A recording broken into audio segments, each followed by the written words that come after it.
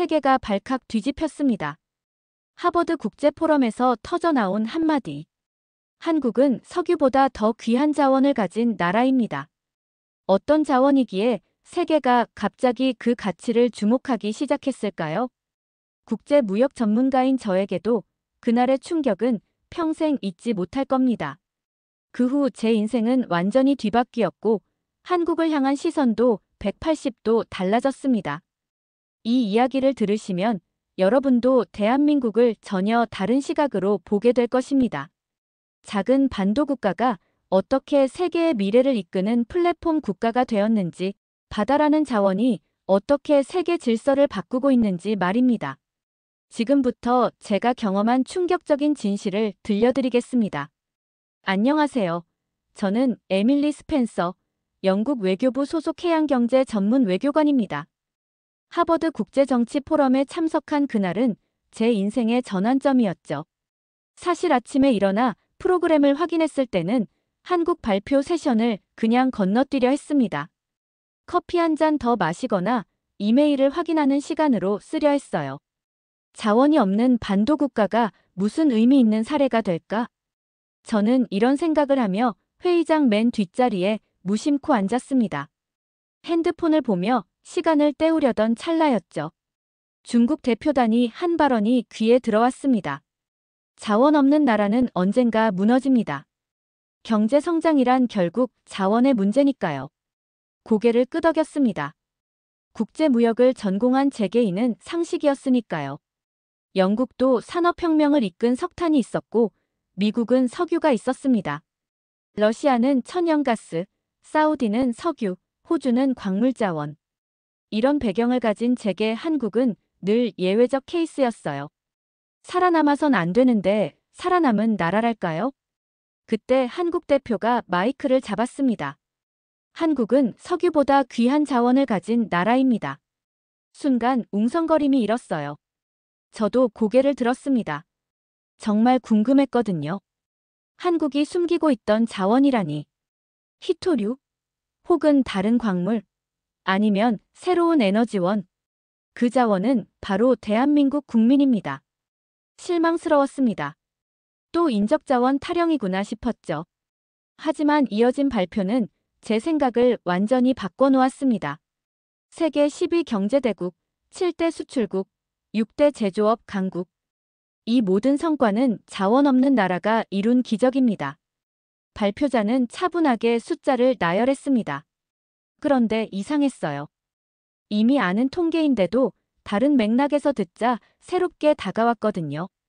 그때 옆자리에 앉은 독일 외교관이 속삭였습니다. 놀랍지 않나요? 우리는 이런 나라를 본 적이 없어요. 저는 그제야 깨달았습니다. 제가 당연한 예외로 치부하던 한국이 사실은 세계 역사상 유례없는 사례라는 것을요. 자원 없이 분단된 채로 전쟁의 폐허에서 일어나 세계 10위권 경제대국이 된 나라. 이론적으로는 불가능한 일이었습니다. 어떻게 가능했을까요? 저도 모르게 중얼거렸습니다. 그리고 발표가 끝날 때까지 한 번도 핸드폰을 보지 않았죠. 제 앞에 펼쳐진 수수께끼가 너무 흥미로웠거든요. 자원 없는 나라의 성공. 이건 제 전공 분야에 대한 도전이었습니다. 회의가 끝나고 사람들이 자리에서 일어날 때 저는 여전히 앉아 있었어요. 노트북을 펼쳐 한국에 대한 자료를 찾기 시작했죠. 런던 정경대에서 공부할 때도 영국 외교부에서 일하면서도 이렇게 한 나라에 집중해 본 적이 없었습니다. 이 나라의 비밀을 밝혀내야겠다. 저는 그날 밤 호텔방에서 결심했습니다. 국제무역 전문가로서, 그리고 한 사람의 지적 호기심으로서 말이죠. 세계가 주목한 작은 나라, 대한민국의 비밀을 파헤치기로요. 다음 날 아침, 연회장에서 열린 조찬 토론회에 참석했습니다. 테이블마다 다른 주제로 토론이 이루어졌는데 저는 자연스럽게 아시아 경제성장 모델이라는 주제의 테이블로 향했죠. 프랑스, 독일, 이탈리아 등 유럽 외교관들이 모여 있었습니다. 어제 한국 발표 들으셨나요? 제가 물었습니다. 몇몇은 고개를 끄덕였고 일부는 참석하지 않았다고 했어요. 프랑스 외교관 피에르가 커피를 홀짝이며 말했습니다. 솔직히 말해서 한국의 성공은 운이 좋았던 케이스라고 봅니다. 냉전 시대 미국의 전폭적 지원, 일본 기술의 모방, 그리고 중국 시장 개방의 타이밍까지. 이탈리아 대표 마르코도 동의했어요. 맞아요. 더구나 한국의 성장 모델은 지속 가능하지 않죠. 수출 의존도가 너무 높고 인구 고령화로 머지않아 일본처럼 장기 침체에 빠질 겁니다. 저도 고개를 끄덕였습니다. 이건 영국 외교부에서도 공유하는 시각이었으니까요. 한국은 분명 인상적인 성과를 이뤘지만 그 성장의 이면에는 많은 우연과 특수한 조건들이 있었다고 생각했습니다. 대화가 진행되면서 우리는 한국 경제의 취약점들을 하나씩 짚어갔어요.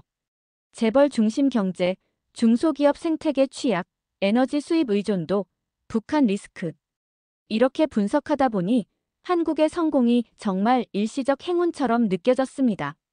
그때 테이블 끝에 앉아있던 미국 학자가 질문을 던졌습니다. 그런데 왜 한국은 여전히 살아남았을까요? 우리가 지적한 모든 약점에도 불구하고요. 순간 테이블에 침묵이 흘렀습니다. 그 질문은 묘하게 우리를 긴장시켰어요. 그렇죠. 우리는 한국이 무너질 이유를 나열했지만 그럼에도 한국은 여전히 건재했습니다. 1997년 외환위기, 2008년 글로벌 금융위기, 2020년 코로나 팬데믹까지 한국은 위기 때마다 더 강해졌죠. 혹시 우리가 뭔가 놓치고 있는 건 아닐까요? 제가 조심스럽게 말했습니다. 이 질문은 제 입에서 나왔지만 사실 제 마음속 의문이기도 했어요. 국제무역 전문가로서 자원 없는 국가의 지속적 성장은 이론적으로 설명하기 어려웠거든요. 독일 대표 한스가 안경을 고쳤으며 말했습니다. 어쩌면 우리는 너무 서구적 관점에서만 보고 있는지도 모르겠군요. 한국은 분명 우리와 다른 무언가를 가지고 있을 겁니다. 이 말은 저에게 새로운 시각을 열어주었습니다. 맞아요. 우리는 유럽의 산업화 경험, 서구의 경제 모델만을 기준으로 한국을 평가하고 있었어요. 하지만 한국은 우리가 경험하지 못한 다른 길을 걸었을지도 모릅니다. 오늘 오후에 한국 대표단이 추가 세션을 연다고 하더군요. 바다를 주제로요. 누군가 정보를 공유했습니다. 바다라니 의외의 주제였죠. 하지만 제 전문 분야이기도 했고 호기심이 생겼습니다. 함께 들어보실래요? 어쩌면 우리가 찾는 답이 있을지도 모르겠습니다. 제안했고 테이블의 대부분이 동의했습니다. 우리 모두 궁금했거든요. 한국이라는 수수께끼를 풀 열쇠가 오후 세션에 있을지도 모른다는 기대감이 생겼습니다. 저는 노트북에 아침 토론 내용을 정리하며 생각했어요. 만약 한국이 정말 다른 무언가를 가졌다면 그건 내 연구 분야를 완전히 바꿀 수도 있겠군. 이 생각은 저를 설레게 했습니다. 학자로서, 외교관으로서 제 인생에서 가장 흥미로운 도전이 눈앞에 있었으니까요. 한국, 이 작은 반도 국가가 세계 경제 이론의 도전장을 내민 듯 했습니다. 오후 세션이 시작되기 10분 전, 저는 이미 자리에 앉아 있었습니다. 이번엔 맨 앞자리를 선택했죠. 이상하게도 마음이 설레었습니다. 제가 평소 세미나에서 느끼지 못하던 감정이었어요. 한국 대표가 무대에 올랐습니다. 어제와 같은 사람이었죠. 그런데 이번엔 뭔가 달랐습니다. 더 자신감 있어 보였어요. 오늘은 한국의 진짜 자원에 대해 말씀드리겠습니다. 바다입니다. 순간 실망감이 밀려왔습니다. 바다요? 세계 모든 나라의 70%는 바다와 접해 있는데 그게 뭐 그리 특별하다고. 영국만 해도 섬나라잖아요. 저는 의심스러운 눈빛으로 발표자를 바라봤습니다. 많은 분들이 의아해하실 겁니다. 바다가 어떻게 자원이냐고요. 발표자는 제 생각을 읽기라도 한 듯 말을 이어갔습니다. 먼저 요르단을 생각해 보세요. 요르단의 해안선은 고작 19km입니다. 반면 한국은 2413km의 해안선을 가지고 있죠. 스크린에 지도가 나타났습니다. 한국은 삼면이 바다로 둘러싸인 반도 국가였죠. 그리고 그 해안선은 복잡하게 굽이쳐 있었습니다. 바다는 단순한 물이 아닙니다. 이동의 통로죠. 자원보다 더 중요한 것은 자원을 움직이는 능력입니다. 이 말에 저는 고개를 끄덕였습니다. 해양경제 전문가로서 이 말은 공감할 수 있었어요. 그런데 그 다음 말에 저는 충격을 받았습니다. 부산항은 세계 2위 컨테이너 환적항입니다. 싱가포르에 이어 두 번째죠. 환적항이라니. 저는 급히 노트북을 열어 확인했습니다. 맞았습니다.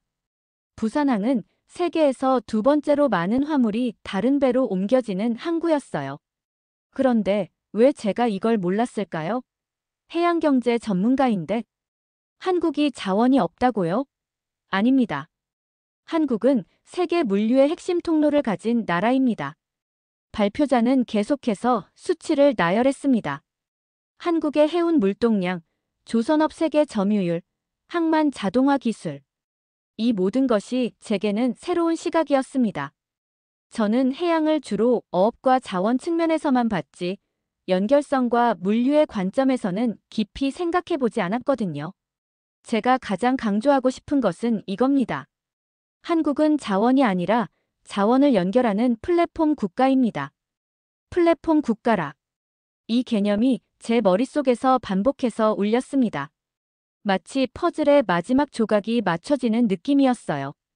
한국의 성공은 자원의 부재를 어떻게 극복했는가가 아니라 자원 자체에 대한 관점을 어떻게 바꿨는가의 문제였습니다. 석유가 풍부한 나라들 중에도 가난한 나라가 많습니다. 반면 싱가포르, 일본, 한국처럼 자원이 부족해도 부유한 나라들이 있죠. 차이점은 뭘까요? 발표자가 질문을 던졌습니다. 저는 속으로 대답했어요. 연결성이다. 발표자는 제 생각을 확인하듯 말했습니다. 그것은 바로 바다를 활용하는 방식입니다. 바다는 단절이 아니라 연결입니다. 발표가 끝난 후 청중석에서는 많은 질문이 쏟아졌습니다. 저도 손을 들었죠. 영국도 섬나라로서 바다에 접해 있습니다. 그런데 왜 한국의 바다 활용이 더 특별한가요? 발표자는 미소 지으며 대답했습니다. 좋은 질문입니다. 영국은 제국시대에 바다를 통해 세계를 지배했죠. 하지만 21세기 바다는 지배의 공간이 아니라 협력의 공간입니다. 한국은 바다를 통해 세계와 협력하는 모델을 만들었습니다. 이 답변은 제게 깊은 인상을 남겼습니다. 영국 외교관으로서 우리는 여전히 과거의 영광에 사로잡혀 있었는지도 모릅니다. 반면 한국은 새로운 패러다임을 만들어내고 있었죠. 세션이 끝난 후 저는 결심했습니다. 직접 한국에 가봐야겠다고요. 부산항을 내 눈으로 봐야겠다고 생각했습니다. 이론이 아니라 실제로 한국의 바다가 어떻게 작동하는지 확인하고 싶었어요. 그날 밤 호텔방에서 저는 영국 외교부에 출장 신청서를 작성했습니다. 목적지 대한민국 부산. 하버드 포럼에서 시작된 호기심은 이제 저를 바다 너머 먼 나라로 이끌고 있었습니다. 인천공항에 도착한 순간부터 놀라움의 연속이었습니다. 세계 최고 수준의 공항이라는 평가가 과장이 아니었어요. 그리고 KTX를 타고 부산으로 향하는 길 창밖으로 펼쳐진 한국의 산업단지들이 제 눈을 사로잡았습니다. 하지만 이 모든 것은 부산항을 보기 전까지의 이야기였죠. 여기가 정말 부산항인가요? 가이드에게 물었습니다. 눈앞에 펼쳐진 광경이 믿기지 않았거든요. 끝없이 늘어선 크레인들, 산처럼 쌓인 컨테이너들, 그리고 항구를 가득 메운 거대한 선박들. 사진으로 본 것과 실제는 완전히 달랐습니다. 네, 이곳이 북항입니다. 하지만 이건 부산항의 일부일 뿐이에요. 신항도 있습니다. 가이드는 웃으며 말했어요. 부산항은 생각보다 훨씬 컸습니다. 북항과 신항으로 나뉘어 있었고 두 항구를 합치면 뉴욕 맨해튼보다 넓다고 했습니다. 그 규모에 압도되었어요. 저기 크레인 한 대가 얼마나 많은 컨테이너를 처리할 수 있는지 아세요? 가이드가 물었습니다. 얼마나요? 시간당 3040개입니다. 그리고 부산항에는 이런 크레인이 수백 대 있죠. 놀라웠습니다. 간단한 계산만 해도 부산항이 하루에 처리하는 컨테이너 수는 어마어마했어요. 그리고 이 모든 것이 정확한 시스템으로 움직이고 있었습니다. 직접 관제센터를 보여드릴게요. 관제센터는 마치 우주선 관제실 같았습니다. 거대한 스크린들이 벽면을 채우고 수십 명의 직원들이 모니터 앞에서 작업하고 있었어요. 스크린에는 항구의 모든 움직임이 실시간으로 표시되고 있었습니다. 이 시스템 덕분에 부산항은 컨테이너 하나를 1분 내로 찾아낼 수 있습니다. 관제센터 책임자가 자랑스럽게 말했습니다. 1분이라니. 수십만 개의 컨테이너 중에서요. 이건 기술의 문제가 아니라 시스템의 문제였습니다. 한국은 바다를 단순한 자연환경이 아니라 하나의 시스템으로 만들어냈던 거예요. 다음은 현대중공업 조선소입니다. 조선소는 또 다른 충격이었습니다. 세계 최대 규모의 조선소에서 동시에 여러 척의 거대 선박이 만들어지고 있었어요. 그 크기는 상상을 초월했습니다. 10층짜리 빌딩보다 큰 선박들이 줄지어 있었죠. 한국은 세계 선박 시장의 약 40%를 차지합니다. 특히 고부가 가치 선박은 한국의 독보적 영역이죠. 가이드의 설명에 고개를 끄덕였습니다. 수치로만 알던 한국 조선업의 경쟁력을 이제 눈으로 확인하고 있었습니다. 그리고 이 조선업이 항만과 해운업과 연결되어 하나의 산업 생태계를 이루고 있다는 사실이 더욱 놀라웠어요. 이게 바로 한국의 진짜 자원이군요. 저는 중얼거렸습니다. 바다를 통한 연결성, 그리고 그 연결성을 극대화하는 기술과 시스템. 한국은 자원이 없는 것이 아니라 자원에 대한 개념을 바꾼 것이었습니다. 마지막으로 선박에 직접 타보시겠어요? 항만공사의 특별허가로 저는 컨테이너 선박에 승선할 수 있었습니다. 선박의 규모는 압도적이었어요. 길이가 400m가 넘는 거대한 구조물이었습니다. 선장은 자랑스럽게 설명했습니다. 이 배는 2만 개 이상의 컨테이너를 실을 수 있습니다. 그리고 대부분의 장비는 한국에서 만들어졌죠. 배의 조종실에서 바라본 부산항은 장관이었습니다. 이곳이 단순한 항구가 아니라 세계 무역의 심장부라는 느낌이 들었어요. 매일 수천 개의 컨테이너가 이곳을 통해 세계 각국으로 퍼져나가고 있었습니다. 저는 그날 저녁 호텔 창가에 서서 불빛으로 빛나는 부산항을 바라보며 생각했습니다. 영국 외교관으로서, 해양경제 전문가로서 저는 이제 한국을 새롭게 봐야 했습니다. 이 나라는 자원의 한계를 극복한 게 아니라 자원의 정의를 바꾼 나라였어요. 연결성이야말로 21세기의 가장 중요한 자원이다. 노트북을 열고 이 문장을 적었습니다. 그리고 영국 외교부에 보낼 첫 번째 보고서를 작성하기 시작했어요. 제목은 간단했습니다. 바다의 힘 한국 경제성장의 비밀. 다음 날은 저의 부산 일정 중 가장 흥미로운 날이었습니다. 한국 국방부의 특별허가로 해군기지를 방문하게 되었거든요. 영국 외교관이라는 신분이 도움이 됐나 봅니다. 평소라면 외국인의 출입이 까다로운 곳이니까요. 오늘은 바다를 지키는 힘을 보여드리겠습니다. 해군 장교가 저를 맞이했습니다. 그의 표정은 진지했어요. 이곳은 관광지가 아니라 현역 군사기지였으니까요. 먼저 이지스함을 보여드리겠습니다. 부두에 정박해 있는 군함을 보는 순간 숨이 멎는 것 같았습니다. 세종대왕급 구축함이라고 했어요. 길이가 166m에 달하는 거대한 전함이었습니다. 이 배는 한국이 독자 개발한 것인가요? 제가 물었습니다. 기본 설계는 미국의 이지스 시스템을 도입했지만 많은 부분을 한국 기술로 개량했습니다. 특히 전투 시스템은 우리 기술이 상당 부분 적용되었죠. 장교는 자랑스럽게 설명했어요. 그런데 이 말에서 중요한 점을 발견했습니다. 한국은 처음부터 모든 것을 독자 개발하려 하지 않았어요. 대신 선진 기술을 도입한 후 자체 개량하는 전략을 택했습니다. 이건 단순한 모방이 아닌 창조적 개량이었죠. 함정에 승선하겠습니다. 군함 내부는 첨단 기술의 집합체였습니다. 레이더실, 작전실, 미사일 통제실. 모든 곳이 컴퓨터와 스크린으로 가득했어요. 그리고 놀랍게도 장비 곳곳에 한국 기업의 로고가 보였습니다. 이 레이더 시스템은 한화가 개발했고, 통신 장비는 삼성이, 전투관리 체계는 LIG넥스원이 만들었습니다. 장교의 설명을 들으며 이해가 되기 시작했습니다. 한국의 방위 산업은 민간 기업들과 긴밀히 연결되어 있었어요. 그리고 이 기업들은 또 해운, 조선, IT 등 다른 산업과도 연결되어 있었습니다. 다음은 방산 전시관입니다. 전시관에서는 한국이 개발한 다양한 무기 체계를 볼 수 있었습니다. K2 전차, K9 자주포, FA-50 경공격기 등 한국의 방산 수출 효자 상품들이 전시되어 있었습니다. 제 눈길을 사로잡은 것은 그 무기들이 아니라 그 옆에 붙어있는 수출 현황이었어요. 폴란드, 터키, 인도, 필리핀. 한국의 무기를 이렇게 많은 나라가 구매하고 있군요. 놀라움을 감추지 못했습니다.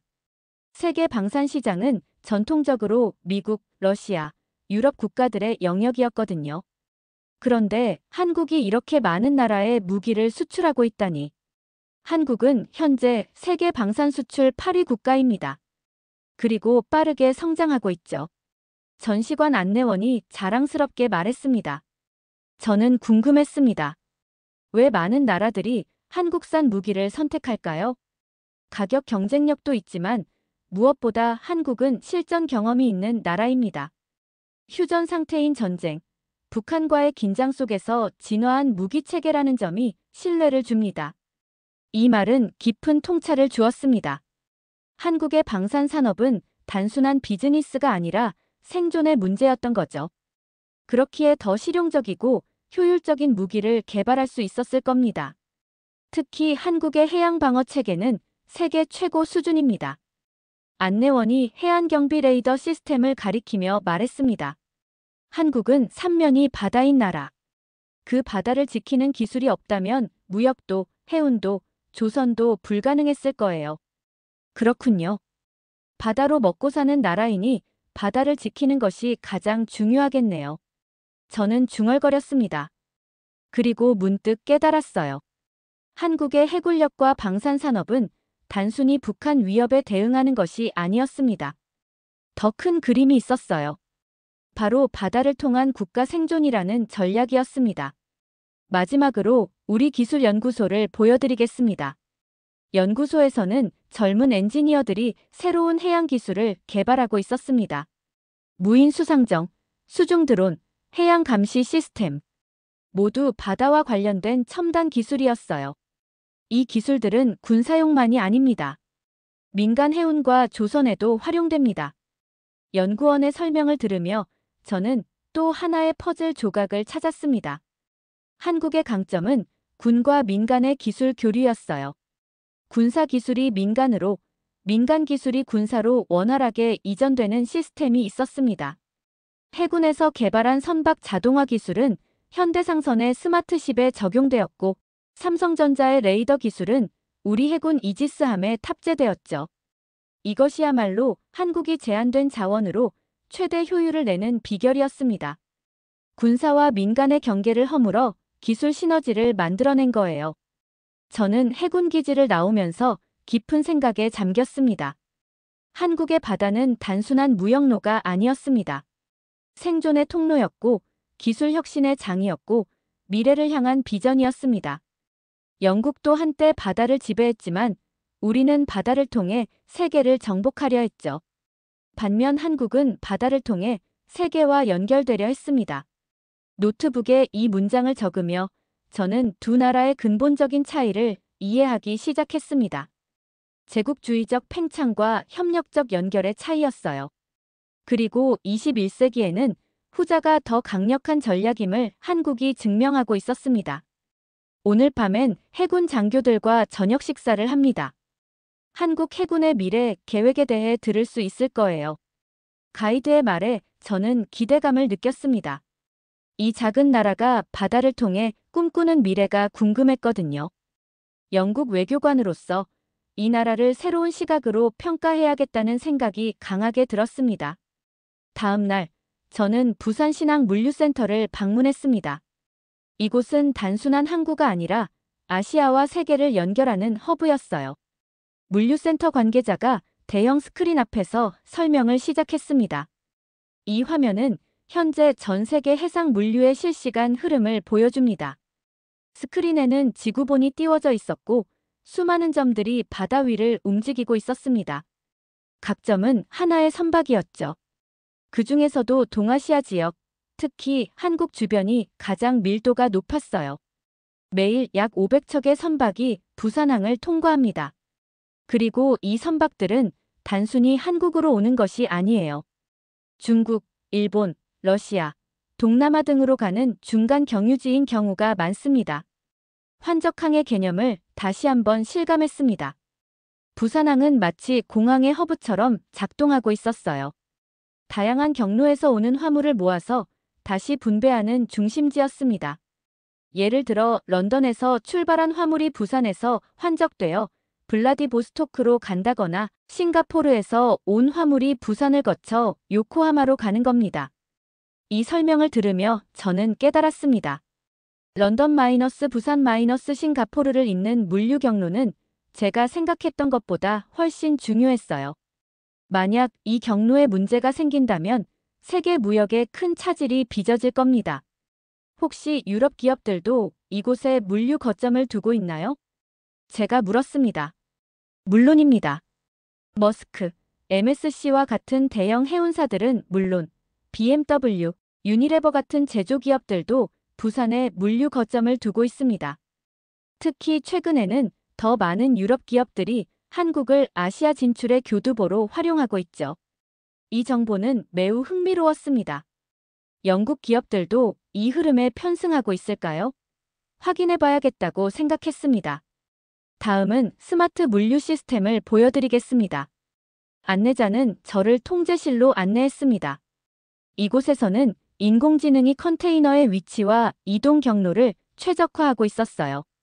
거의 모든 과정이 자동화되어 있었습니다. 이 시스템 덕분에 우리는 선박의 대기 시간을 최소화합니다. 시간은 곧 돈이니까요. 효율성에 감탄했습니다. 런던 항만의 시스템과 비교했을 때 부산항은 몇 년 앞서 있었어요. 그리고 이 효율성이 바로 기업들이 부산항을 선호하는 이유겠죠. 요즘 우리가 가장 주력하는 건 그린 물류입니다. 친환경 선박 인센티브, 항만 내 전기차 도입, 태양광 발전소 건설 등을 통해 탄소 배출을 줄이고 있죠. 이 말을 듣고 저는 다시 한번 놀랐습니다. 한국은 단순히 현재의 물류 시스템을 운영하는 데 그치지 않고 미래를 준비하고 있었어요. 세계가 친환경으로 전환하는 흐름을 놓치지 않았습니다. 여기가 바로 한국의 세계 중심 해양 플랫폼의 핵심이군요. 제가 말했습니다. 안내자는 미소를 지었습니다. 맞습니다. 우리는 단순한 항구 국가가 아닙니다. 물류, 정보, 기술, 사람이 오가는 플랫폼 국가죠. 플랫폼이라는 단어가 다시 제 귀에 울렸습니다. 구글이나 아마존 같은 디지털 플랫폼이 세계를 연결하듯 한국은 물리적 공간에서 세계를 연결하는 플랫폼 역할을 하고 있었습니다. 물류센터 견학을 마치고 나오는 길에 저는 유럽 기업 관계자들과 마주쳤습니다. 프랑스의 대형 유통기업 임원들이었어요. 그들은 부산항을 통해 아시아 시장 진출을 모색하고 있다고 했습니다.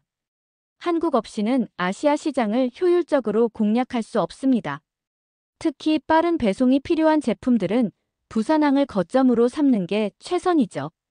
프랑스 임원의 말에서 저는 중요한 시사점을 얻었습니다. 한국은 이제 단순한 무역국이 아니라 다른 나라들의 비즈니스 모델의 필수적인 요소가 되어가고 있었어요. 이것이야말로 진정한 경쟁력이었습니다. 당신도 한국의 물류 시스템을 연구하러 오셨군요. 프랑스 임원이 물었습니다. 네, 영국 외교부에서 파견됐습니다. 한국의 해양 경제를 분석하고 있어요. 흥미로운 시기에 오셨네요. 한국은 이제 단순한 무역국이 아니라 무역을 재정의하는 나라가 되고 있으니까요. 이 대화는 저에게 다시 한번 깊은 인상을 남겼습니다. 세계 각국의 기업들과 정부가 한국의 모델에 주목하고 있었습니다. 그리고 영국도 이 흐름에서 뒤처져서는 안 되겠다는 생각이 들었어요. 호텔로 돌아오는 길에 저는 부산항이 내려다 보이는 해안도로를 걸었습니다. 수많은 불빛으로 빛나는 항구와 끊임없이 드나드는 거대한 선박들을 보며 생각했어요. 한국 없이 글로벌 무역이 불가능한 시대가 오고 있다. 이것은 단순한 관찰이 아니라 영국 외교관으로서의 통찰이었습니다. 그리고 이 통찰은 영국에 대한 정책에도 반영되어야 할 것입니다. 한국은 이제 단순한 교역 파트너가 아니라 전략적 파트너로 격상되어야 했습니다. 런던으로 돌아온 저는 바로 외교부 브리핑을 준비했습니다. 한국에서의 경험과 조사 결과를 정리하는데 꼬박 이틀이 걸렸어요. 보고서 제목은 단순 명료하게 정했습니다. 21세기형 무한자원을 가진 나라, 대한민국. 브리핑 당일 회의실은 예상보다 많은 사람들로 가득 찼습니다. 아시아 담당 국장뿐만 아니라 무역정책 담당자들, 심지어 외교차관까지 참석했어요. 제 보고서에 대한 관심이 이렇게 높을 줄은 몰랐습니다. 에밀리, 한국에서 무엇을 발견했습니까? 차관이 바로 질문을 던졌습니다. 저는 깊게 숨을 들이마시고 시작했습니다. 저는 우리가 한국을 완전히 잘못 이해하고 있었다는 것을 발견했습니다. 회의실에 긴장감이 감돌았습니다. 저는 계속했어요. 우리는 한국을 자원 없는 운 좋은 나라로 봤지만 사실 한국은 가장 중요한 자원, 즉 연결성을 극대화한 나라입니다. 프레젠테이션을 통해 저는 부산항의 중요성, 해운 마이너스 조선 마이너스 물류로 이어지는 산업 생태계, 한국의 해양 방위 체계, 그리고 무엇보다 플랫폼 국가라는 새로운 개념을 설명했습니다. 21세기 글로벌 무역에서 한국은 단순한 참여자가 아니라 게임의 룰을 바꾸는 플레이어가 되고 있습니다. 차관이 중간에 질문했습니다. 그래서 영국은 어떻게 대응해야 한다고 보십니까? 이 질문을 기다렸다는 듯이 저는 핵심 제안을 내놓았습니다. 한국과의 해양 협력을 강화해야 합니다. 구체적으로 3가지 방안을 제안합니다. 첫째, 부산 항- 사우스햄튼 간 직접 물류 라인 구축. 둘째, 한국의 스마트 항만 기술 도입을 위한 공동 연구. 셋째, 글로벌 해양 거버넌스에서 한국과의 전략적 파트너십 구축. 한국은 더 이상 아시아의 작은 나라가 아닙니다. 바다를 통해 세계를 연결하는 중심 국가입니다. 우리가 한국을 전략적 파트너로 재정립하지 않는다면 다른 유럽 국가들에게 기회를 빼앗길 것입니다. 브리핑이 끝난 후 차관이 직접 저에게 다가왔습니다. 인상적인 보고서였습니다. 에밀리. 당신의 제안을 진지하게 검토하겠습니다. 특히 부산 사우스햄튼 프로젝트는 당장 타당성 조사를 시작하죠. 이 말은 제 보고서가 단순한 보고에 그치지 않고 실제 정책으로 이어질 가능성이 높다는 의미였습니다. 외교관으로서 이보다 더 큰 보람은 없었죠. 그날 저녁 저는 테임즈강 근처 펍에 앉아 맥주를 마시며 생각에 잠겼습니다. 강을 오가는 작은 배들을 바라보며 부산항의 거대한 선박들을 떠올렸어요. 이 작은 강에서 시작한 영국의 해양 역사가 이제는 아시아의 작은 나라와 새로운 방식으로 연결되고 있었습니다. 우리는 바다를 통해 식민지를 지배했지만 한국은 바다를 통해 세계와 협력한다. 이 차이점은 제게 깊은 인상을 남겼습니다. 어쩌면 영국이 한국으로부터 배워야 할 점이 있을지도 모른다는 생각이 들었어요. 다음 날 저는 외교부 내부 문서에 공식적으로 한국을 전략적 해양 파트너로 재분류하는 제안서를 제출했습니다. 이는 단순한 직함 변경이 아니라 정책적 우선순위의 전환을 의미했죠. 한국의 해양 전략이 선진국 외교 전략에 편입되는 순간이 왔다. 제 일기장에 이렇게 적으며 저는 외교관으로서 역사적인 순간에 기여하고 있다는 자부심을 느꼈습니다. 그리고 이 모든 것이 하버드 포럼에서 우연히 들은 한국 발표에서 시작되었다는 사실이 신기했어요.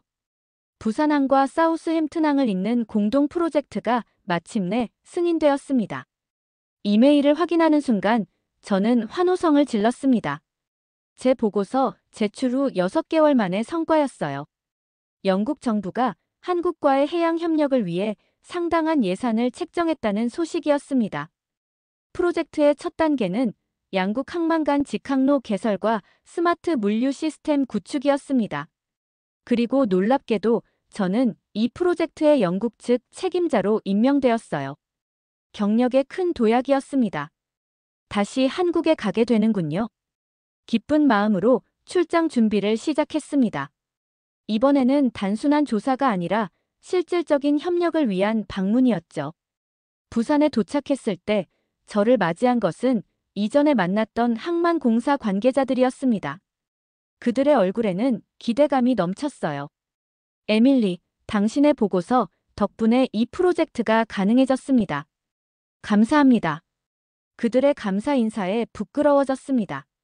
저는 단지 사실을 보고했을 뿐인데 그것이 두 나라를 잇는 다리가 되었으니까요. 프로젝트 첫 회의에서 한국 측은 놀라운 제안을 내놓았습니다. 단순히 두 항구를 연결하는 데 그치지 않고 디지털 트윈 기술을 활용해 양국 항만의 실시간 데이터를 공유하자는 내용이었어요. 이렇게 하면 런던에서도 부산의 물류 흐름을 실시간으로 확인할 수 있고 부산에서도 영국 상황을 확인할 수 있습니다. 마치 하나의 항구처럼 운영되는 거죠. 혁신적인 아이디어였습니다. 물리적 거리가 있어도 디지털로 연결된 하나의 항만 시스템을 구축하는 것이었어요. 영국 팀도 이 제안에 높은 관심을 보였습니다. 한국의 항만 디지털화 기술은 세계적 수준이니 우리가 배울 점이 많겠군요. 영국 팀장이 말했습니다. 이 한마디는 큰 변화였어요. 이전까지 영국은 자신이 선진국이라는 자부심으로 다른 나라의 기술을 배우는데 소극적이었거든요. 특히 아시아 국가들에 대해서는 더욱 그랬습니다. 회의가 끝나고 놀라운 소식을 들었습니다. 한국의 해양 기술자들이 영국 남부항만 현대화 사업에 참여하게 되었다는 내용이었어요. 영국 항만 역사상 처음으로 아시아 기술자들이 핵심 설계를 맡게 되었습니다. 이 뉴스는 영국에서도 큰 화제가 되었을 겁니다. 한때 세계의 공장이었던 영국이 이제는 한국의 기술을 배우는 입장이 된 것이니까요. 프로젝트가 진행되면서 저는 한국과 영국 사이를 오가며 바쁜 나날을 보냈습니다. 두 나라의 문화적 차이와 업무 방식의 차이를 조율하는 것이 제 주요 임무였죠.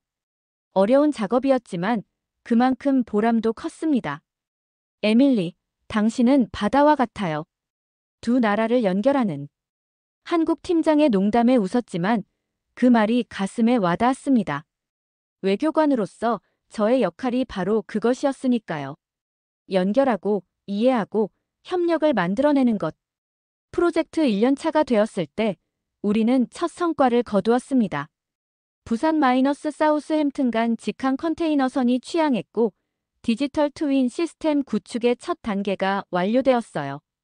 이제 영국 기업들은 부산항을 통해 아시아 시장에 더 빠르게 접근할 수 있고 한국 기업들은 유럽 시장 진출에 유리한 교두보를 확보했습니다. 공식 발표에서 영국 장관이 이렇게 말했습니다. 그리고 부산항에서 열린 취항식에서 저는 큰 감동을 받았습니다. 영국과 한국 국기가 나란히 걸린 거대한 컨테이너선이 출항하는 모습은 상징적이었거든요. 바다를 통한 진정한 세계 연결, 이것이 미래입니다.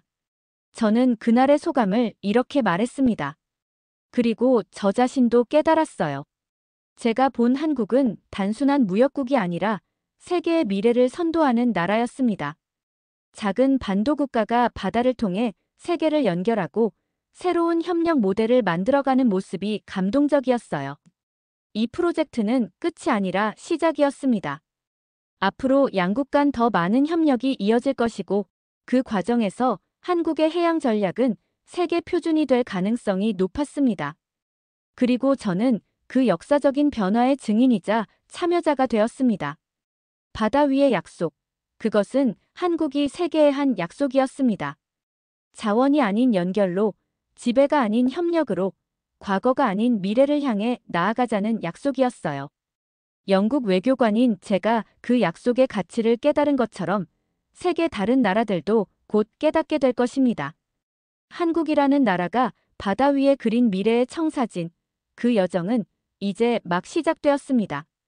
지금까지 작은 이야기 하나 감동으로 올려봤습니다. 다음 이야기에서도 따뜻하게 만나요.